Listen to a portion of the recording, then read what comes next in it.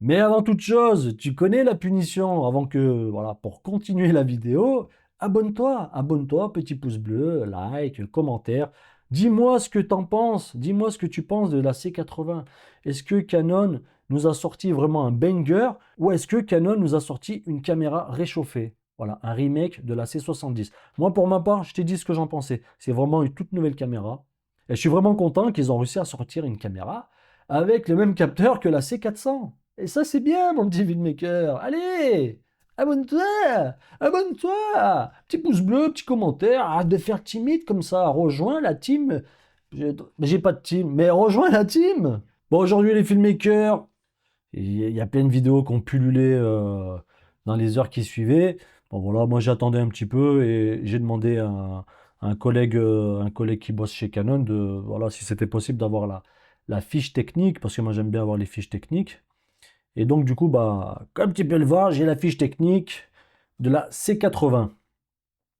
Donc, la C80, elle a popé. Alors, franchement, elle a popé comme ça voilà, ils l'ont prise et ils l'ont posée. Voilà, on a sorti la C80 sans annonce, sans rien du tout. Voilà, comme les magiciens qui sortent le lapin du chapeau, c'est exactement la même chose. Et franchement, ça fait plaisir. Ça fait plaisir parce que bah, c'est une nouvelle caméra, mais avec beaucoup plus de choses. Et déjà, ils ont changé de capteur. Donc, on passe d'un capteur Super 35 à un capteur 6K Full Frame. Le nouveau capteur 6K plein format BSI. Voilà, c'est ce qu'ils nous disent. Et en plus de ça, c'est le même capteur que la C400. Donc, vraiment, là, pour moi, on est sur une nouvelle caméra. On n'est pas que sur une petite mise à jour. Tu vois, vraiment, ils ont changé de capteur. Et en fait, le parallèle qui se fait entre la C80 et la C400, ça va être juste par rapport à quelques petits points, mais vraiment, ils ont pris la C400, et je le redis, il y en a plein qui l'ont dit, hein, ils ont pris la C400 et te l'ont mise dans une C80. Donc le capteur, il va pas au-delà de 30 fps en 6K, voilà, en plein format, voilà, du fait que bah, les taux de débit, parce que là on est encore sur de la carte SD, j'ai vu qu'il y en a, ça les dérangeait, d'autres non. Tu veux mon avis? Moi je m'en tamponne. Voilà, tant que je peux filmer en RAW. Après, oui, c'est vrai que le RAW LT, on ne va pas pouvoir le changer. Bon, bref, c'est déjà pas mal quand même. Triple ISO natif. Donc, Trise, je fais un mélange, hein. Triple base ISO. RF mount. Voilà. Dual pixel CMOS AF2. Voilà. Autofocus dual pixel. Caméra RAW light. Donc, ce que je te disais. Et des enregistrements avec différents codecs, donc le HEVCS, la VCS et la VC, en quête de 2 10 bits bien sûr. Donc le capteur plein format, je lis un petit peu, après on parlera un petit peu, tu vois. Donc le nouveau capteur, hein, comme celui de la C400, voilà. Honnêtement, je fais un big dédicace au poteau David, Monsieur Caméra, que lui, il l'a déjà commandé, et il va la recevoir, ou il a dû la recevoir, voilà, c'était une caméra de test, je pense qu'il a dû la voir, donc big up à toi. Voilà, il avait fait une vidéo, voilà, je vous invite à la regarder, où dedans il dit, bah, franchement, je l'ai même pas, mais je peux vous mettre des images de la C400. Parce que c'est le même capteur. C'est vraiment le même capteur. Donc triple base ISO, donc voilà, triple ISO, 800, 3200, 12800 et une plage dynamique de 16 stops. Je crois que sur la C70, on était sur du 16 stop.5. Plus, voilà, un peu plus. Autant qu'une RED. Donc autofocus dual pixel CMOS AF2.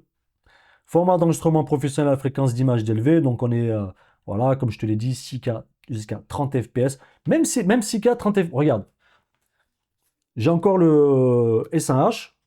Il shoot en 6K 30 fps. Honnêtement, pour ce que je fais, ça me va très bien.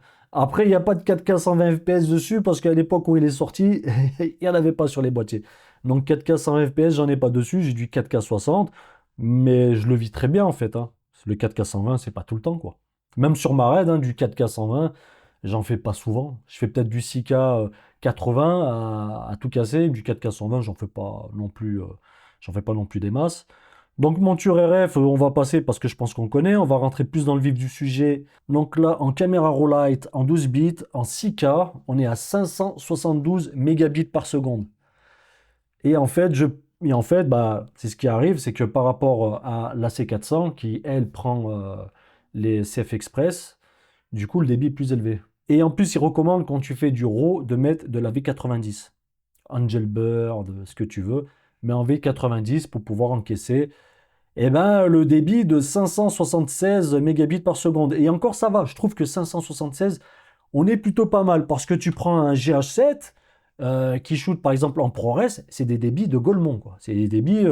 Moi, je me rappelle à l'époque quand j'avais eu le GH6, quand j'ai vu le débit du ProRes, 1800 mégabits par seconde. Mais qu'est-ce que tu veux que je foute avec?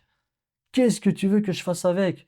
Donc 570, c'est très bien, c'est ce que propose à peu près la Pocket et du Sony, tu vois ce que je veux dire? C'est bien 570. Imagine-toi avec ma RAID, sur la RAID EPIC, en termes de compression, en mégabits par seconde, sur un ratio 4 pour 1, je suis à 233 mégabits par seconde. 233 mégabits par seconde. Et après, sur de la Dragon X, donc sur de la RAID, c'est passé à 300 mégabits par seconde, tu vois. Honnêtement, dessus, il vaut mieux te taper à 1 Tera. Tu tapes 1 Tera. Moi, franchement, si j'ai cette caméra, mais c'est sûr à 1 million de pourcents que je vais faire du RAW, vraiment, à tir à l'arigot, quoi, vraiment. Moi, je suis un gars du RAW, je suis tellement habitué à shooter en RAW, j'ai tellement aucun souci à me dire, même si je shoot et que le débit est élevé, j'ai aucun, voilà, j'ai aucun problème à me dire, bah, t'achètes du disque. Bah, parce que de toute façon, ça fait partie de notre métier d'acheter du disque. Comme ça fait partie de notre métier d'acheter des bonnes cartes SD, comme ça fait partie de notre métier d'acheter vraiment du matériel qui va te permettre de travailler. Si on en a les moyens en All Intra, bon là on a 500 mégabits par seconde, donc c'est pas trop déconnant, c'est le double, hein. Honnêtement, entre du Longop ou du All Intra, moi, voilà, je choisis du All Intra, quoi. Parce qu'en fait la différence entre le Longop et le All Intra, c'est que le Longop il va encoder des lots d'images, tu vois, 10 images par seconde. Alors que le All Intra, il va vraiment encoder une image, tu vois, une image par une image par une image par une image. Donc c'est pour ça que le rendu et que la qualité est bien meilleure sur du All Intra. Après, j'ai envie de te dire, si ça finit sur du YouTube, à moins de zoomer à 400%, j'ai envie de te dire, voilà, qui peut le plus, peut le moins, tu vois. Donc voilà, honnêtement, entre les deux, ouais, vaut mieux choisir du All Intra si on a la place avec les cartes, bien sûr. Et après, voilà, en long go, de toute façon, ça reste toujours à peu près pareil au niveau des specs. Toujours pas, donc, bah, filtre ND intégré, on connaît, hein, de 4 ou 6 positions jusqu'à 10 niveaux, voilà, de filtrage. Et on n'a pas de stabilisation capteur. Voilà. Alors, j'ai déjà shooté avec la C70. Super caméra, donc prise en main, moi j'ai beaucoup aimé. J'ai beaucoup aimé en fait le concept de la C70. Je sais pas pour ceux, bon, pour les plus anciens comme moi, après c'est vrai que les plus jeunes qui sont entrés dans l'ère du mirrorless, ils ont peut-être pas connu. Mais à l'époque, Canon, c'était en 2013, si je dis pas de conneries, ils ont sorti le Canon 1DC. Le premier boîtier, pas le premier boîtier qui filme, hein, parce que c'était le 5D, mais le premier boîtier entre guillemets, qui faisait partie de la gamme ciné, tu vois. Donc, le 1DC, quand il est sorti, le prix, il était, jeu de mots, attention, jeu de mots, il était indécent. Non, c'était 14 000 dollars, 13 ou 14 000 dollars. Et ce boîtier-là, donc en plein format, 4K, à l'époque c'était ouais, 4K DCI, 4096 par 2160, une qualité de zinzin. Boîtier, il fallait sortir 13 ou 14 boules pour pouvoir l'avoir. Maintenant, tu le trouves à 1000 boules, voilà, 1200 balles, et ça reste un boîtier qui déboîte. Donc en fait, la C70, elle me rappelle beaucoup le 1DC. C'est pour ça que j'ai kiffé la C70. J'ai kiffé le concept, j'ai kiffé shooter, l'image, capteur Super 35, voilà, tant mieux, moi j'aime bien le Super 35. Mais par contre, le problème, c'était l'écran. Voilà, l'écran, il était vraiment juste... ben, il était mauvais l'écran. Donc là, ils ont refait donc une charnière renforcée, la luminosité, etc. Donc ça, je pense qu'ils ont pallié aux petits manquements qu'il y avait sur la C70. Ils ont vraiment fait. Ils ont mis le max, hein. En vrai de vrai, tu regardes, ils ont mis le max sur la C80. Franchement, cette caméra, elle a tout pour plaire. Moi, j'ai pas de part chez Canon, mais c'est vrai que Canon, pour la plupart d'entre nous, c'est vraiment une caméra de cœur. Déjà, quand j'ai commencé avec du Canon. Quand tu as fait tes premiers pas avec une marque de caméra, eh ben, tu as toujours des bons souvenirs. Tu vois, au 5D, à l'époque, on était en 1080, c'était des bons souvenirs. Donc, ouais, Canon, ça reste quand même une marque dont j'affectionne particulièrement. Même si j'ai pas les dernières caméras de chez Canon, j'aime bien ce qu'ils font et j'aime bien leurs produits, tu vois. En fait, le truc, c'est que la concurrence, c'est bien, Mais j'ai pas envie de rentrer dans me dire, ouais, elle peut concurrencer telle marque, et telle caméra, et telle caméra. En vrai, qu'est-ce qu'on en a à foutre? En vrai, mais qu'est-ce qu'on s'en tamponne? En vrai, de toi à moi, qu'est-ce qu'on s'en tamponne? Moi, ce qui m'intéresse, c'est la qualité d'image, la color science, et ce que je peux faire en tant que filmmaker, ce que la caméra peut me permettre de faire. J'ai envie de te montrer une petite vidéo donc, qui est sortie. Là, c'est un petit behind the scene. Voilà, donc Canon USA qui l'a sorti. Donc, je vais pas mettre le son, comme ça, je vais pas me faire striker. Hein. Donc là, il utilise un Leitus Helix. Pour ceux qui connaissent, voilà, stabilisateur de marque vietnamienne et pas américaine comme beaucoup peuvent le penser. C'est une marque vietnamienne qui est basée aux États-Unis. Donc là, je te mets la vidéo de la C80 et franchement, rendu, il est incroyable. Hein. Alors, il y a un petit truc que je me pose et ça, je le vois, tu vois, sur le mur derrière. Tu vois, le mur, ça fait comme des espèces de taches. Mais ça, généralement, quand ça fait ce genre de choses, ça le fait lorsque tu mets un luth. Et je te jure que c'est vrai que lorsque tu mets un luth, sur certaines parties d'ombrage ou de basse lumière, et ben ça, quand tu mets, je sais pas, un 23-83, tu vois ce que je veux dire? Et ben généralement ça fait un truc comme ça, tu vois. Mais sinon, moi c'est pas ça qui m'intéresse. Moi c'est la qualité d'image et la color science.